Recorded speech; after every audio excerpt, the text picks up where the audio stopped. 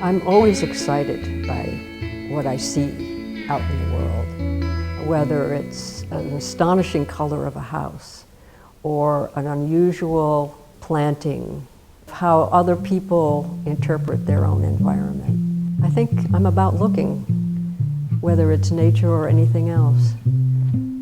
I went through a big change probably 15, 20 years ago now, where I had gone to see a Goya show at the MFA.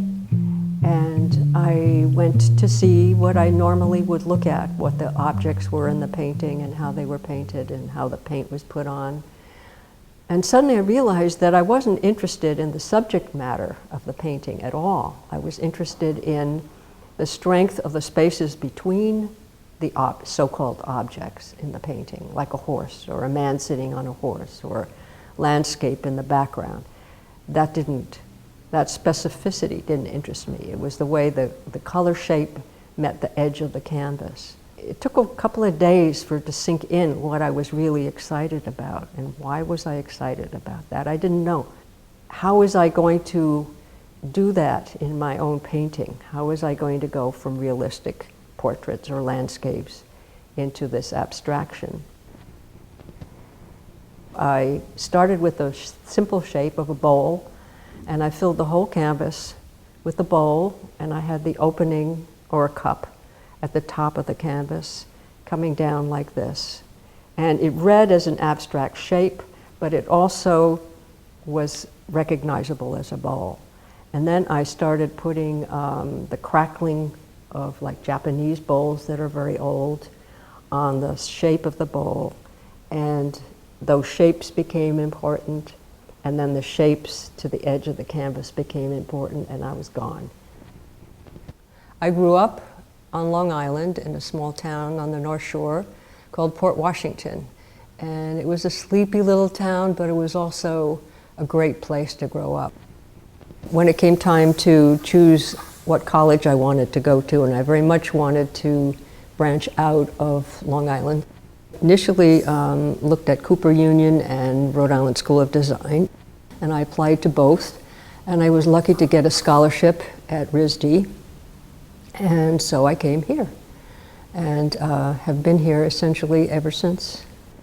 I worked at the Brown University high energy physics department for 10 years as a scanner, and there I was trained to look for specific interactions of high energy particles that had been photographed from 3 different points of view.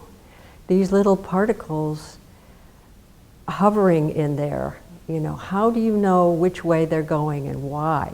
And that everything that you look at is broken up that way, but we can't see it. So how to express that sense of energy really interested me. And I finally came to sort of a closure after working a number of years on those kinds of images, and decided, okay, I have to do something else. I'm repeating myself. I need to move on into something else. And the simplest way was to do actually the opposite, which was to have broken shapes that go either coming in on the canvas or going out on the canvas. You didn't know. And suspended in the space. And that came to look at, again, the energy. How is it hovering? Are they vibrating with each other? Or what's in front of what? And that still is very important, the energy of a mark. Why does it stay there? What is it about the way you look at something that tells you that? I knew since I was 5 I was going to be a painter. I was attracted to it. My mother had a drawer for rainy days where we could go in, and there were all kinds of crayons and watercolors and things, and I loved to go in there and to start making something, and I think I was always a visual person. I took up the viola da gamba because early music is pretty big in New England, particularly in Boston, and I loved being part of a small group, an ensemble, and I worked hard to become good enough to be able to do that. for many years. And finally, there was a point where I felt I had to make a decision between playing music and doing the visual painting and printmaking, which I do also. And I decided the visual was what I really wanted. Painter primarily, but printmaking is an extraordinary world in itself. I love the ink that goes into the paper, particularly the blacks. So I've worked with a lot of aquatints, which is an involved process, but you can get some beautiful, deep, rich blacks that way. And that influenced my painting.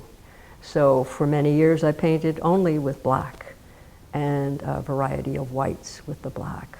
And finally have worked my way into high color, but that black is still the magic one for me.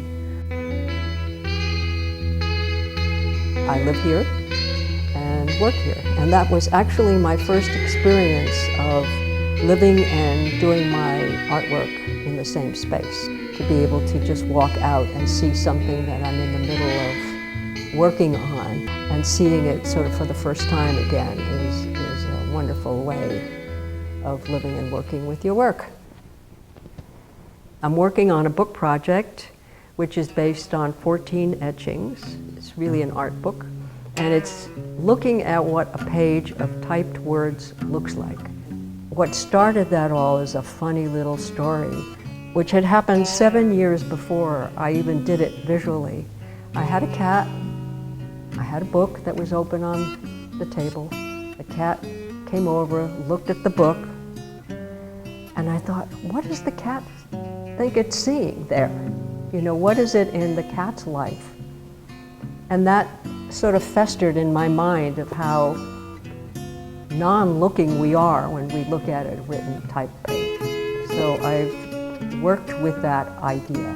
And inadvertently, when I went to breaking up the lines, I started off with them being at the edge, but then I went across, broken lines across the whole paper. And I call it a text in 5 movements because I feel there's a great affinity between reading a book and listening to a piece of music. You have your opening statement, you have, it devolves into something else, you refer back to the statement, and it comes to some kind of closure. And that's the end of a movement in music, the same process. It's a continuum. I don't think it's leading to an end point. A story without an end.